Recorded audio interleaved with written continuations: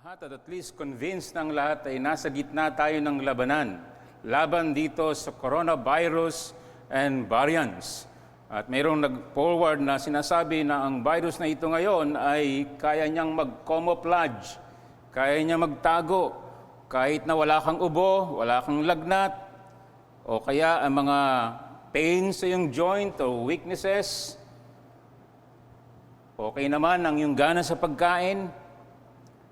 Pero kahit na i-test ka, negative ang result, yun pala ay dumiretso na siya doon sa iyong baga at meron ka ng pneumonia. So kaya niyang magtago, kaya niyang mag-camouflage, kaya niyang hindi ma-detect na mga instrumento ngayon. Kaya matindi ang labanan na ito. Kaya hindi biro ang paalala sa iyo, sa akin na mag-ingat, mag-ingat sa iyong sarili, ingatan mo ang kapwa mo. Yan ang utos ng Panginoon, love your neighbor as you love yourself. Sa espiritual ay lalong totoo yan. Sapagat ang Biblia nagsabi, ang dyablo kaya niyang mag-transform na maging isang anghel. Anghel ng Diyos. Mukhang anghel ng Diyos. Pero Diablong si Satanas na kaya niyang magwasak, kaya niyang maglayo sa iyo, kaya niyang iligaw ka sa iyong Diyos na matapat sa lahat ng panahon at hindi nagbabago. Tandaan natin ang laban na ito, hindi yung mga kagaya ni Martin Luther na talagang lantad ng mga kaaway na ginagamit ng dyablo. Pinag-aaralan natin ng Efeso. Sa aklat ng Ephesians, pinakita niya ang iyong pagkapala sa chapter 1. Bagamat ikaw ay patay, pasaway, at nasa ilalim ng kapuotan, kinahabagan ka ng Diyos. Ngayon, ang sabi dito, lumahad kayo, mamuhay kayo, bago na kayo kay Kristo, nasa kaharian na kayo ni Hesu Kristo na banal. Siya ang hari ninyo, siyang may-ari ng buhay ninyo, siyang may hawak, at makapangyarihan siya, at siya mapagmahal, at siya nangako, hindi kita iiwan, hindi kita babayaan, no matter what.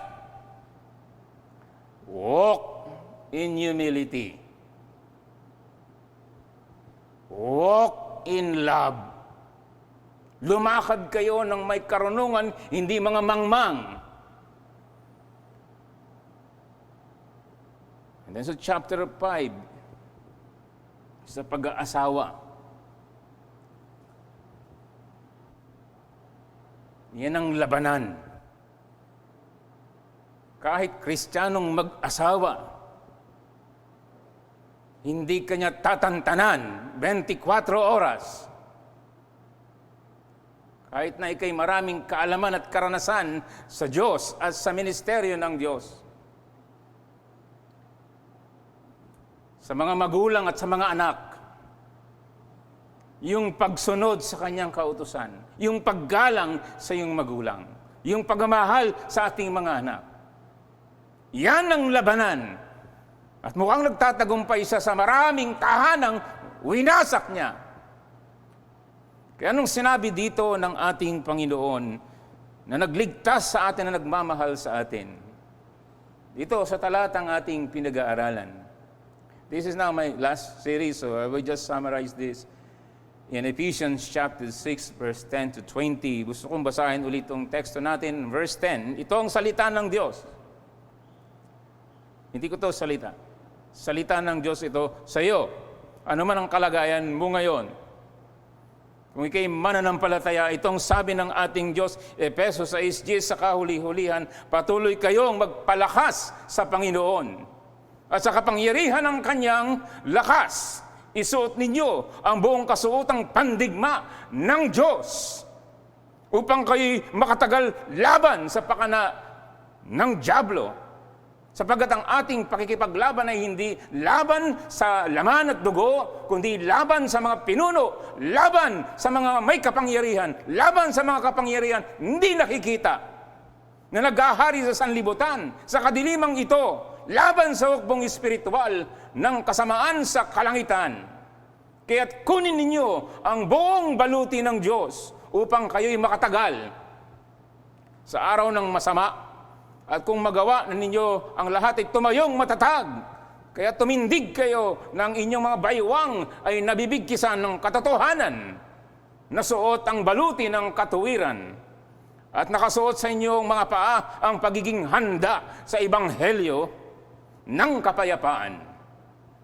Kasama ng lahat ng mga ito, taglay ninyo ang kalasag ng pananampalataya, na sa pamamagitan nito ay inyong masusugpo ang nag-aapoy na palaso ng masama. Verse 17, at taglay ninyo ang helmet ng kaligtasan at ang tabak ng Espiritu na siyang salita ng Diyos. Manalangin kayo sa Espiritu sa lahat ng panahon, sa bawat panalangin at pagsamo, at sa bagay na ito ay maging handa na may buong pagtsatsaga at pagsusumamo para sa lahat ng mga banal. Idalangin din ninyo ako upang ako'y pagkalooban ng pananalita sa pagbubukas ng aking bibig, upang ipahayag ng may katapangan ang hiwaga ng ebanghelyo. Dahil dito ako'y isang sugong may tanikala, upang ito'y aking maipahayag ng may katapangan, gaya ng nararapat na aking sabihin. Yan ang banal na salita ng Diyos, na unang sinasabi niya sa kanyang iglesia, na pare-parehong may karanasan ng biyaya ng kaligtasan at ang lahat ng espiritual na pagpapala sa sangkalangitan ay sayo na sa atin na ito ngayon. Walang sino man ang makakakuha nito sa kamay ng Diyos natin na Trinidad. No matter what. Ano mang mangyari sa atin sa pandemic na ito, we are secured in God. Pero nandito pa tayo sa laman. May pakikipaglaban bagamat talo na ang ating kalabang si Satanas sa krus ng Kalbaryo. Dinurog siya ng Panginoon, subalit siya'y nagpupumilit sa iyo. Kaya ang salita ng Panginoon, labanan niyo siya. Dahil ang ating pakikipaglaban ay hindi sa laman, hindi sa tao, karaniwan. Ganyang ginagawa natin. Nag-aaway yung mag-asawa, nag-aaway yung pamilya, nag-aaway yung magkakapatid sa iglesia. Magkakapatid tayo, hindi tayo magkakaaway. We have common enemy, the devil, ang hindi nakikita.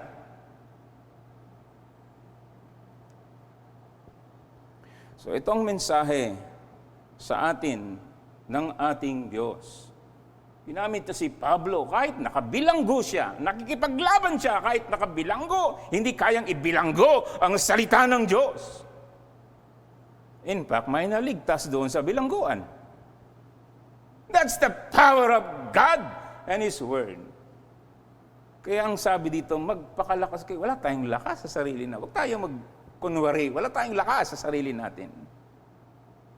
Ang ating kalakasan ay sa Kanya na malakas. May kausap ako, kinakausap ko kayo mga kapatid ko dito at mga kaibigan na nandiyan kayo sa online. Hopefully, pag nagluwag na, sama-sama tayo dito. Pero naririnig mo ngayon ang salita ng Diyos. Gusto niyang ikay patatagin. Hindi ko alam exactly nangyayari sa iyo. Pero kung ikay mananampalataya, kasama ka sa labanan na ito, hindi ka tinatantanan ng dyablo at ng kanyang kampon. Maaaring tinitira ka ngayon sa iyong pamilya, sa iyong asawa, sa iyong trabaho, sa iyong testimony. O mga kaibigan, nasa panig ka ng dyablo kung hindi ka nasa panig ni Jesucristo. Buhay ka pa dahil nakakapakinig ka. Hindi pa tapos ang labanan sa virus. Lalong hindi tapos ang labanan ng diablong si Satanas, ng kadiliman at kaliwanagan. So ito ang mensahe para sa ating lahat. Magpakatatag tayo sa Panginoon, makipaglaban tayo ng may buong sandata ng Diyos.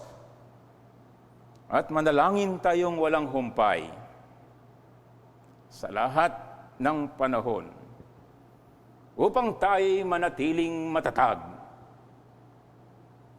hanggang sa wakas sa biyaya ng Diyos. Sa biyaya ng Diyos. Kung ikaw nakakaranas ng panghihina, natural yan. Dahil talagang tayo ay mahina. Sinabi ng Panginoon, ako puno, kayo sanga. Hiwalay sa sanga, hiwalay kayo sa puno. Mamamatay kayo, susunugin kayo. Kung kayo na kay Kristo, dapat kayo laging connected. No matter what. Saan man lugar, saan mang sitwasyon. Lalo na sa heat of the fight. Sa mainit na labanan, mas lalo tayong dapat magpalakas sa Kanya. Hindi sa ating sarili, hindi sa mga kaibigan, hindi sa Facebook. Be strong in the Lord. Laban sa Diablo, si Satanas, kadiliman na hindi natin nakikita, subalit makapangyarihan, pero hindi siya mas makapangyarihan sa ating Panginoon. Ang Panginoon lang sovereign, ang Panginoon lang makapangyarihan. Inaalaw lang siya kagaya kay Job, di ba? Si Job na may 10 anak, patay lahat. Inalaw ng Panginoon. Si Diablong, si Satanas, 10 anak. Lahat ng properties niya na invest, back to zero, bankrupt. Hindi ka manghihina niyan.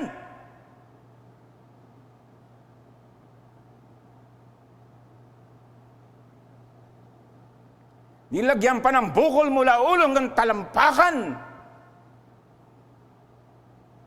At yung mga kaibigan niya na nakiramay ng ilang araw, masasakit na rin ang mga pahayag sa mga huli. Mabigat din ang mga salitang binitawan ng kanyang asawa na mamatay ka na. Sumpain mo ang iyong Diyos. Siguro hindi niya nakinaya ng power niya. And so therefore, yan si Diablong, si Satanas. Remember yung ating unang magulang na perpekto ito. Perpekto ito. Meron siyang kakayahan. Meron siyang ability to say no, no, no. Bumagsak. Ikaw pa kaya? Nalikas na makasalanan? Ako pa kaya? So, magpakatatag tayo sa Panginoon. Kapatid, magpakatatag ka sa Panginoon. I don't know exactly kung nangyayari sa iyo. Pero itong salita ng Diyos, sovereign sa lahat. Siya ang ating mandirimbang Diyos. For more than 1,000 years, He is fighting for His people. Nakikipaglaban siya sa iyo. Pero, labanan din natin to. Hindi naman po pwedeng sitting pretty ka na, okay, Lord, thank you, ha? Walang ganoon.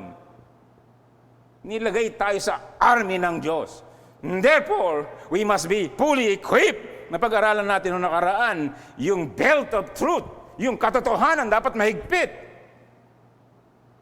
Makakapaglaban ka ba nung nalalaglag yung ano mo? Hindi pwede. That means, meron kang stability. At magiging matatag lang tayo sa katotohanan ng Biblia, ang salita ng Diyos. No, practically, wag mong pabayaan yung pagsamba. Utos yan. Ano bang ginagawa natin dito? Nakikinig tayo ng salita ng Diyos. Kaya ulitin ko sa'yo, pinadala niya talaga itong pandemic para tirahin ka kung may pabaya kang ginagawa bago mag-pandemic. At lalo ngayong pandemic. At pag bumalik na yung pandemic, tingnan natin. Hindi ka tatatag. Mga kaibigan, mahalaga ang salita ng Diyos. Sabihin ko sa iyo, wala kang panahon ngayon, at least na-realize mo, magpatuloy ka hanggang ikay maligtas. So yun ang belt of truth, and then yung kailangan protektado, kagaya sa labanan, sa panahon ng Roma, ay kailangan mong protektahan yung mga laman loob mo, lalo na ang puso mo. Spiritually, ang sabi dito, breastplate of righteousness. Matuwid ka na dahil sa katuwiran ni Kristo. Yan ang pinaglaban ni Martin Luther sa panahon ng Reformasyon at 500 taon ngayong anibersaryo. At kung tunay na ikay matuwid dahil sa gift, sa regalo ng katuwiran, kasalanan mo, dilipat sa Kanya na walang kasalanan, pinatay ang Panginoon. Ikaw matuwid na ngayon. Dahil kay Kristo, regalo yon. Hindi po pwedeng matuwid ka na sa batas ng Diyos, tapos hindi ka nabubuhay ng matuwid at kabanalan. So kung nagkulang ka dyan, pinababagsakan ng Diablo, protektahan mo ang puso mo. at ang bahagi ng katawan mo sa pamamagitan ng righteousness ng Diyos. Naligtas tayo sa kanyang biyaya, regalo, at ang bunga nito, nabubuhay tayo na matuwid para sa kanyang kalulatian, sa biyaya ng Diyos. At pinag-aralan natin yung boots, yung sapatos. Hindi po pwede fully equipped ka sa harapan. Pagkatapos ikaw ay matitinig ka doon. Hindi ka na makakatakbo, hindi ka na makakalaban. Sugat-sugat na ang paa mo. Spiritually, ito yung boots of the gospel. Ang ebanghelyo ng kaligtasan. Si Kristo, ang anak ng Diyos, tunay na Diyos, tunay na tao. Siya ang mensahe para sa mundong ito. Siya ang kailangan ng tao. Handa ka dyan dapat. Handa ka. At pinapangaral mo sa sarili mo yan, araw-araw. Kung nadidepress ka, ipangaral mo. Sabihin mo ang pangalan mo. Ano ka ba noon? Asan ka naman dapat ngayon na ikay makasalanan? Hindi ba't pinatay niya ang kanyang anak? Hindi ba't nagpunta sa planetang ito para ikaw matubos? Anak ka na ng Diyos. Pangaral mo. Nang sa ganon, may pangaral mo sa iba. Pwede mong gamitin ng Facebook mo dyan.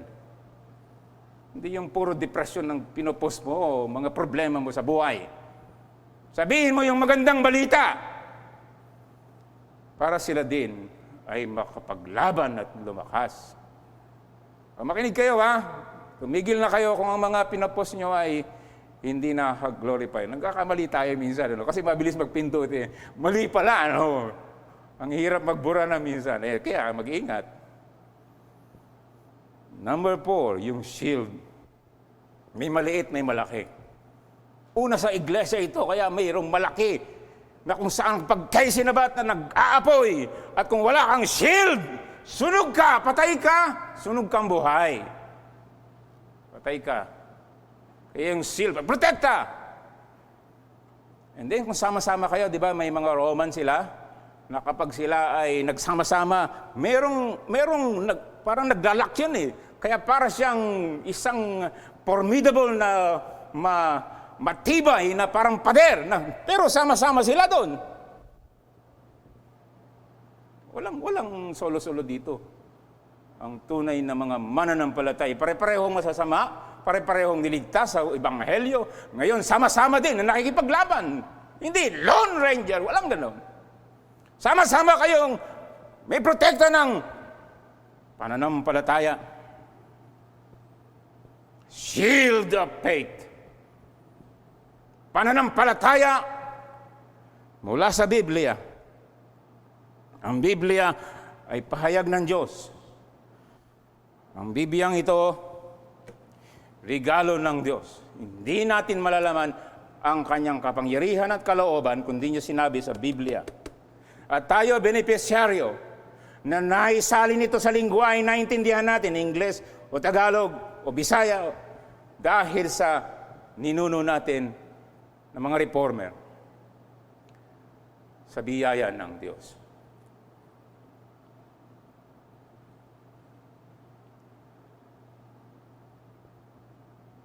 Ngayon, yung natirang dalawa, helmet of salvation. May ulo ka. Hindi lang yung iyong belt, hindi lang yung dibdib, hindi lang yung paa, hindi lang ikaw may protection, may ulo ka. Hindi lang ito malayuan, merong man-to-man.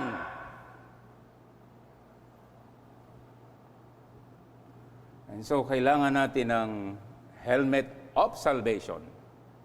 Kailangan protektahan mo itong mahalagang head, ulo mo. Sino sa inyo nagmumotor? Nagmumotor ka ba ng walang helmet? Alam mo, huhulihin ka talaga dahil gusto niya protektahan mo yung ulo mo. Dahil kayo, pag nasemplang, kaunting pagkakamali mo lang, ay, nako, may paglalagyan ka. Alam mo, naranasan niya ng kapatid ko, kaya very fatal kung wala kang helmet para protektahan mo to. Mahalagang bahagi na siya nagko-command sa buong katawan mo. Yan ang sabi dito, verse 17, taglayan ninyo ang helmet ng kaligtasan. So mga praktikal na buhay ay mahalaga. Sa spiritual, ganun din. At dito ang pag-iisip na ito, kung paano ka mag-isip, ikaw yan. Iniisip mo ba lagi sa lahat ng panahon na ikaw ngayon ay ligtas na? Ikaw ay anak na ng Diyos. Ikaw ay benepisyaryo ng ebanghelyo ng kaligtasan. Iniisip mo ba lagi yan? Paano mo ina-analyze ang bawat sitwasyon ng buhay mo? Kino-connect mo ba sa iyong pagiging ligtas?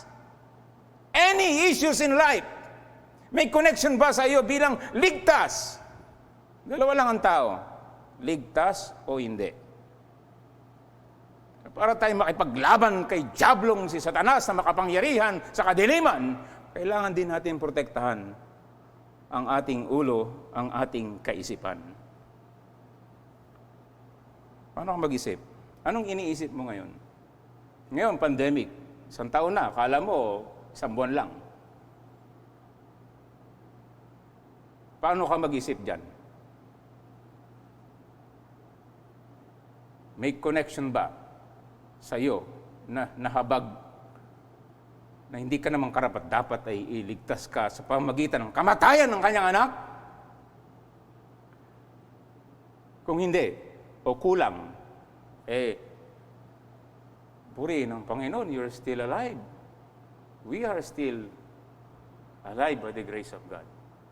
Para tayo makipaglaban sa Diablo, protektahan natin ang ulo natin. Yan ay sinabi ni Pablo at hinango niya rin Isaiah 59 verse 17 na sinasabi dito, at bilang baluti ng nagsuot siya ng katuwiran sa kanyang ulo ng helmet ng kaligtasan, siya ay nagdamit ng mga bisa ng paghihiganti.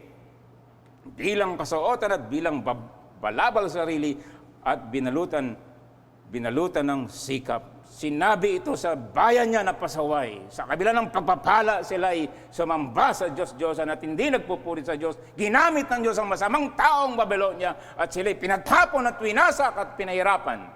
Maraming namatay. Pero hindi nagbabago ang Diyos sa kanyang tipan, sa kanyang pangako. Kaya ito ay paglalarawan na ang Diyos ninyo ay mandirigma. Ay pinatunayan niya naman talaga. Yan ang Diyos natin. Kaya kailangan protektado ang ating pag-iisip na may Diyos tayo na mandirigmang kasama natin. Laban ito ng Diyos, una sa lahat. Laban din natin ito. Kaya lagi tayong nakasuot ng helmet ng kaligtasan. Protektahan mo ang pag-iisip mo. Isipin mo palagi na ang kaaway ay lagi tayong inaatake sa ating pag-iisip. Naranasan mo ba yon? Kagaya ngayon, mukhang nakikinig ka naman, no? Medyo may cover ka ng face mask, tapos may shield pa. Hindi ko lubos makita kung talagang ikay nakikinig. Lalo na kayo dyan na nasa live stream, hindi ko talaga kayo nakikita. Hindi ko alam kung anong ginagawa mo, baka naka-on lang yung cellphone mo at wala ka naman. O abalang-abala ka sa ginagawa mo, baka nagluluto ka na, baka naglalaba ka, o anong ginagawa mo. Pagsamba ito. So nakita mo, takbo ng isip mo sa araw ng pagsamba? Naranasan mo rin ba na sumasamba ka, nananalangin, o tapos pumakasok ka masamang naranasan mo yun? Kung di tayo kahabagan ng Panginoon, kung paano ka mag-isip, yan ang gagawin mo. Isuot mo. Sinabi ni Jonathan Edwards, the ideas and images in the men's minds are the invisible powers that constantly govern them. Alam mo, isip lang yan, ita-translate mo yan sa paggawa.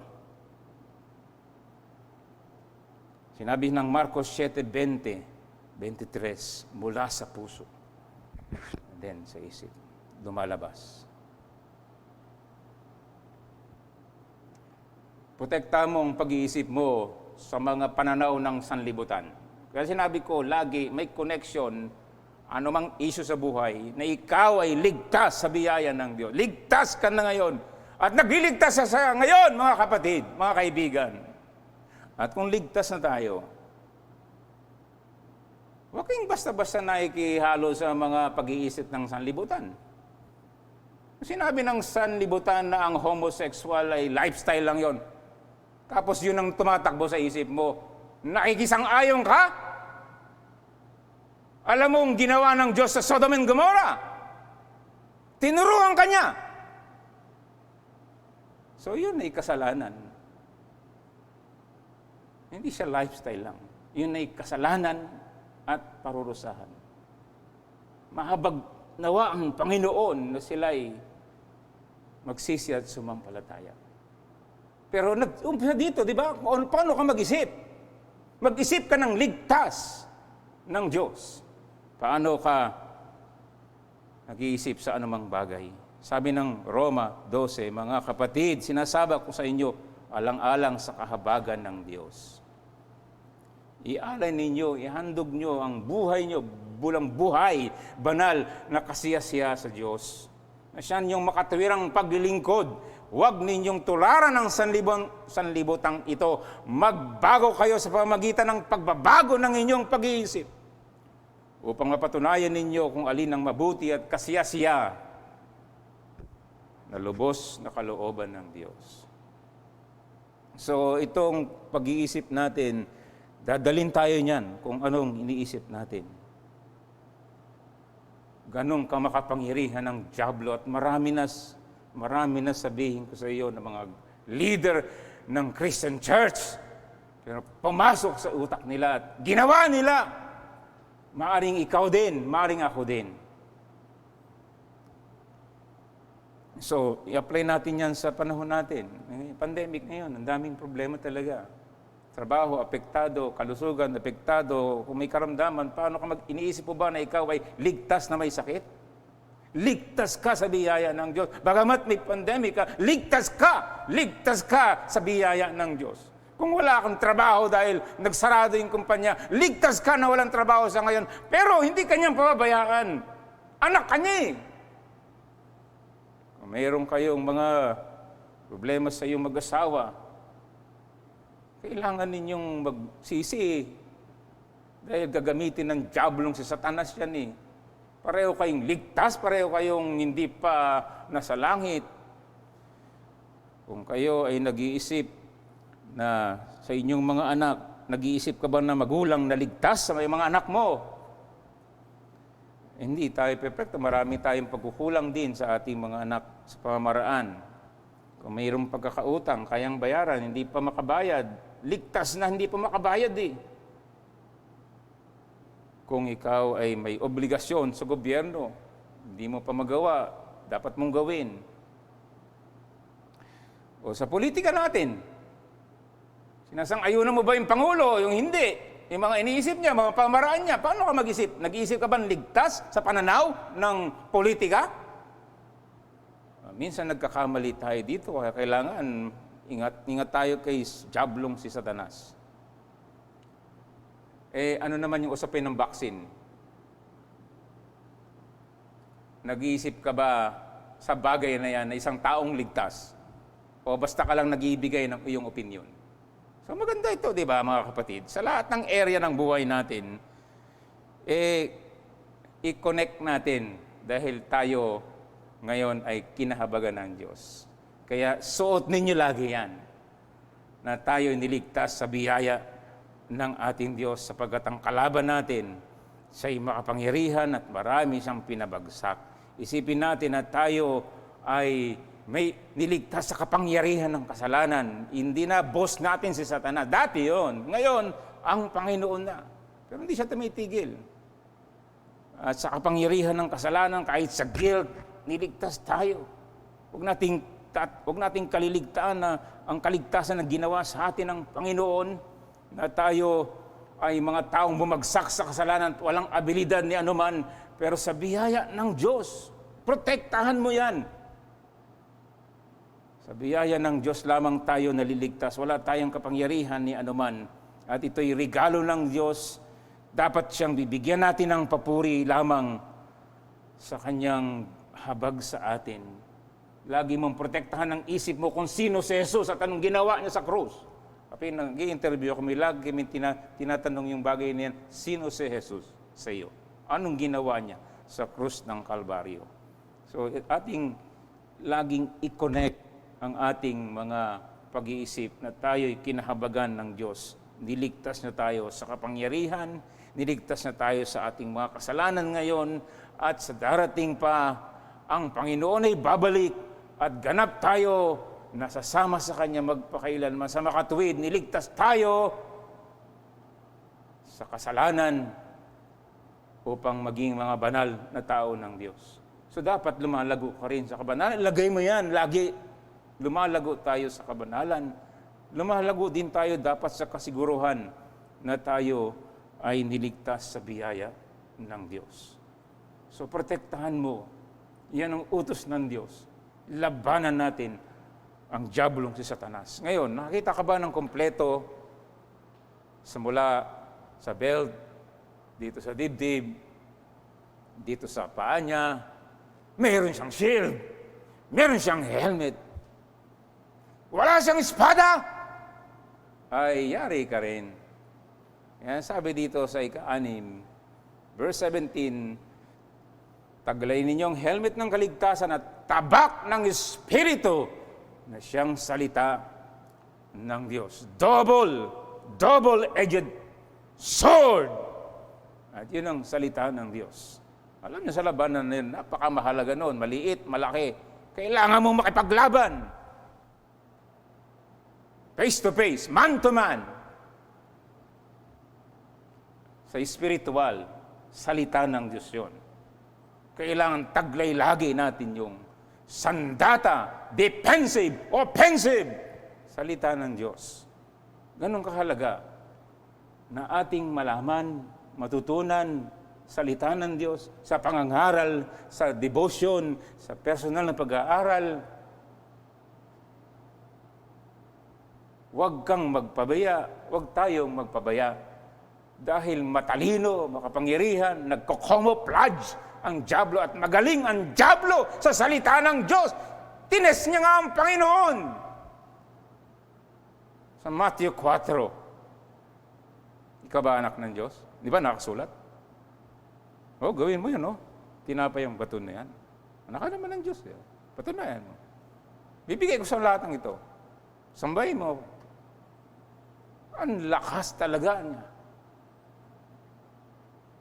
Pero ang Panginoon, sinabi niya, nasusulat! Nasusulat! Hanapin ko ngayon yung nakasulat. May concordance ba ako dyan dala? Hindi ganun ang Panginoon, di ba? Talagang siya ay marinated ng salita ng Diyos. Talagang siya lumago mula pa lang sa bata, siya ay lumago sa salita ng Diyos. At kagaya ni John Bunyan, siya ay biblin saan mang sugat sa iyong katawan. Lalabas ang verses ng Biblia. Ibig sabihin ay punong-puno siya ng salita ng Diyos. At kapag may dumating na pangyayari na siya tinira ni diablong si Satanas, titirahin niya ng salita ng Diyos. Dahil mo sa Pilgrim's Progress, si Christian, di ba, yung mayroon siyang mabigat na dala dito, picture yun ng kasalanan. At siya ay nakarating doon sa Kalbaryo. Doon sa Kalbaryo, natanggal ang kasalanan niya. Wala pa siya doon sa Celestial City. Doon sa tahanan na hinanda ng Panginoon sa langit. Dumaan siya sa Valley of Humiliation. At doon binanatan siya ni Apollyon. At saka ni Giant Despair. And nung sugatan na si Christian, binanatan kasi siya ng diablong si Apollyon at bumagsak siya, nabitawan niya yung sandata niya. At titirahin na siya para tapusin ng diablong si Apollyon. Nakuha niya yung kanyang sandata at tira niya si Apollyon, si Satanas. At iniwan siya ni Satanas samantalang siya'y sugatan. Yan ang picture ng mananampalataya. Kung ano man ang ginagawa niya sa ngayon, kung ano man area ng buhay mo, tailor-made, ano man ang sitwasyon mo sa pamilya mo, ano man problema mo sa bulsa mo, o sa kalusugan mo, o sa pangarap mo, o sa sitwasyon mo, alam niya ng diablo. Alam niya yan. tirahin mo siya ng salita ng Diyos. Magpalakas ka. Gamitin mo yung quarantine mo para lalo kang magbasa. Lalo tayong magbasa. May tendency tayong lahat na ma-discourage, maabalang. Ayun, tinira ka na naman dito. Kung ano-anong iniisip mo, napapabayaan natin ang salita ng Diyos. Itong pampapalakas natin, ito yung patatag natin, tapos pabayaan natin. So anong kalagayan mo ngayon, kapatid? Anong salita ng Diyos ang sinabi mo, binanatan mo si Satanas? O wala kang mahugot? Uhugot mo sama ng loob. Uhugot mo puro reklamo. Uhugot mo puro pag-alala. Uhugot mo puro pag-alinlangan. Hindi ka obra kay Satanas. Magaling siya sa Biblia. Pero remember this. He who is with you, mas malakas siya ang Panginoon. Mahabagin ng ating Panginoon. Di ba si Pedro doon, sinabi ng Panginoon, pinapipray kita, dahil gusto ni Satanas kagaya ng ipa na ikaw ay higupin, pinagpipray kita. And Jesus Christ our Lord is very active in praying for us, interceding for us, encouraging us. Isuot mo ang buong baluting binigay ko sa iyo. The belt of truth, yung righteousness, yung ebanghelyo, yung pananampalataya, yung kaligtasan mo, at yung sword.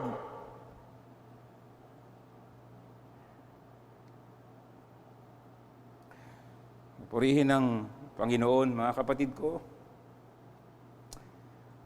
Sinabi sa Hebreo 4:12, sapagkat ang salita ng Diyos ay buhay, mabisa at higit na matalas kaysa alinmang tabak na may dalawang talim, at tumatagos hanggang sa pinaghihiwalay ng kaluluwa at espiritu ng mga kasukasuhan at sa utak, sa buto, na may kakayahang kumilala sa mga pag-iisip at hangarin ng puso.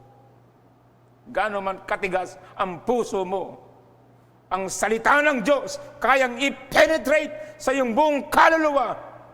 Kung ikaw'y mananampalataya, para ikaw ay palakasin ng loob. Kung ikaw'y mananampalataya, anak ng Diyos, upang ikaw'y lumakas ng loob na meron kang permanent place, paraisong kasama ng iyong Diyos. At hindi ka nag-iisa. Kung may kasalanan kang tinatago, tatagos din yan sa iyong puso. Na binibigyan ka ng babala, kung hindi ka tumigil dyan, higit pang sugat dyan ang dadanasin mo. At kung hindi ka tumigil, maaring ikaw ay ideklara, hindi ka sa panig ng Diyos. Sa panig ka ng dyablo. Kung sa panig ka ng Diyos, magsisi ka, magbago ka, magpakumbaba ka, huwag kang mayabang, huwag kang hambog. Laban ng Diyos sa mga palalo. Yan ang salita ng Diyos. At ikaw, mga mananampalataya, ang salita ng Diyos ang nagsasabi sa iyo, walang kaligtasan sa kanino man. Hindi ka maliligtas sa iyong sariling gawa, mabuting gawa, gawa ng mga santo, gawa ni Maria, gawa ni Pope, gawa ng sino man, di ba? Si Luther, nung siya ay tinamaan sa tabi niya ng thunder, sumigaw siya, Satan, help me!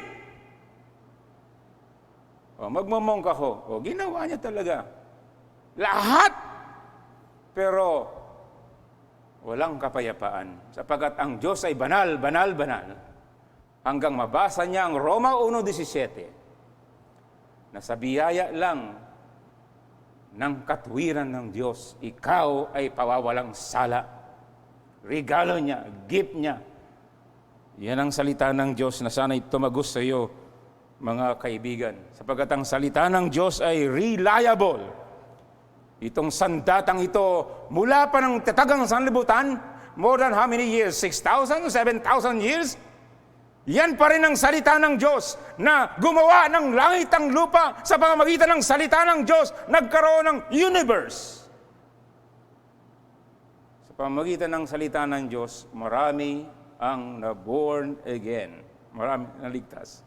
Naligtas ako sa Saudi Arabia. Pera-pera lang sa Saudi Arabia. Pero binigay ng Panginoon sa akin ang tabak. Nasaktan ako. Ako pala'y hindi ligtas. Ako pala'y mamamatay sa impyerno. Pero yung tabak din na narinig ko, yung nangaral sa akin sa Saudi, nandun na sa langit. Makikita ko sa langit na nagbahagi ng salita ng Diyos sa Saudi Arabia. Naligtas ako. Yun ang salita ng Diyos. Walang sino mang kayang humadlang. Kaya kanyang iligtas. Reliable ang salita ng Diyos. Gawin natin to na depensa at opensa. Pananggalang, pangdepensa, laban sa dyablo na tinutokso tayo, na pinapahina tayo, pinapahina ang loob natin. Ang salita ng Diyos, nagpapalakas sa atin, nagpapatibay sa atin. Sapagkat kasama natin ng ating Diyos na mandirigma, nangako siya, hindi niya tayo iiwanan. Hindi niya tayo pabayaan. Siya ang ating makapangyarihan at mabaging Diyos. Itong mga sandata na ito, at hindi ito magiging epektibo kung wala tayong koneksyon sa Kanya, sa pananalangin. Kaya sabi niya,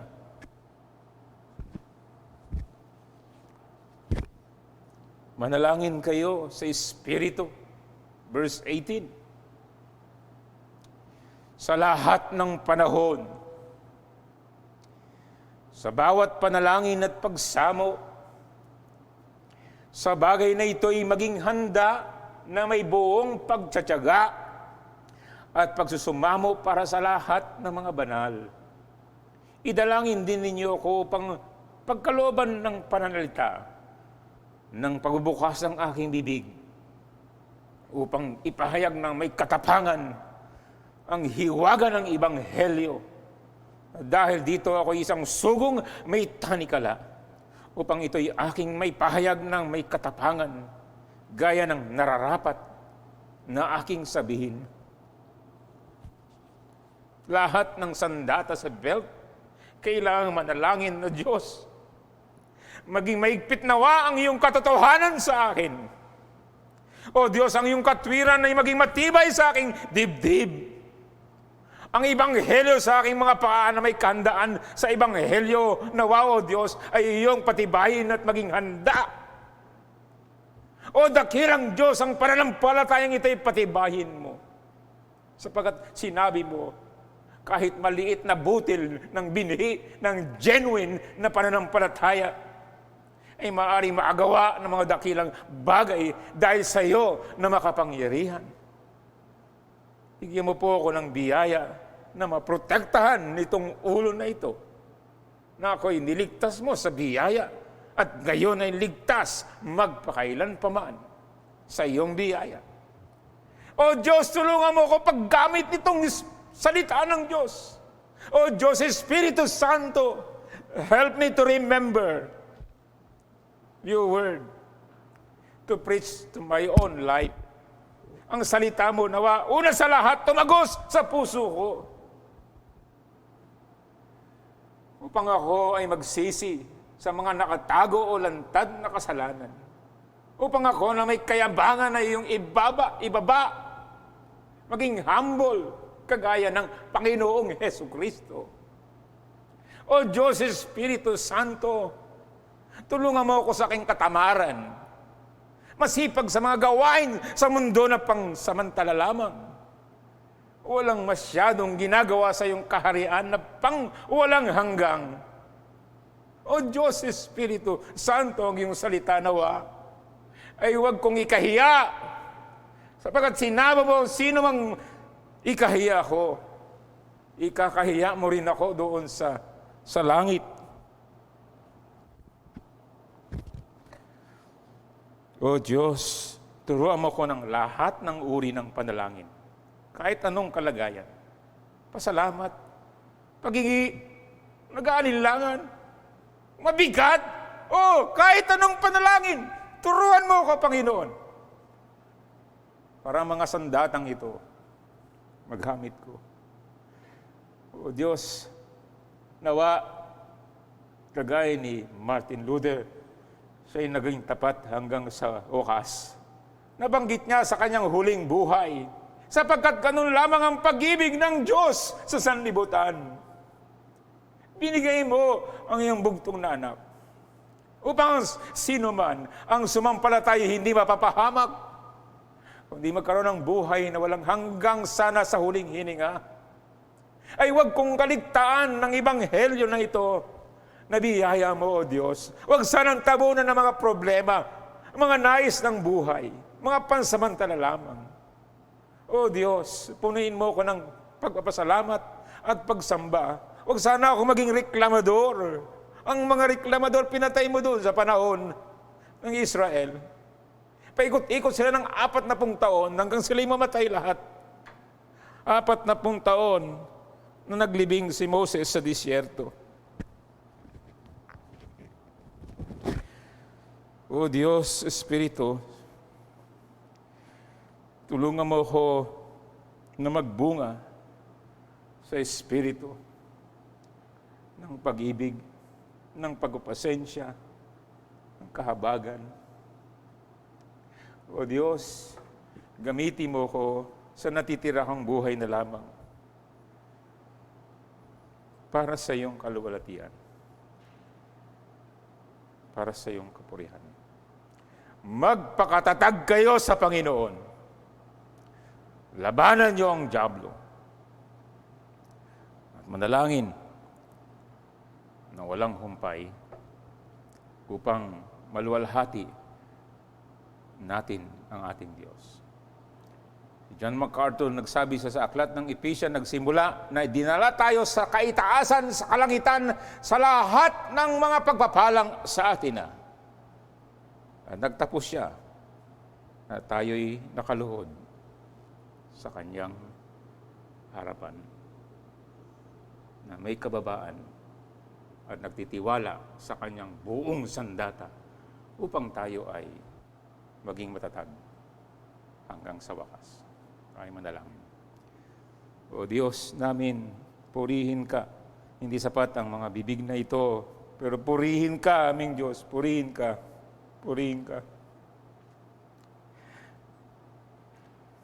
Tulungan mo kami sa labanan na ito.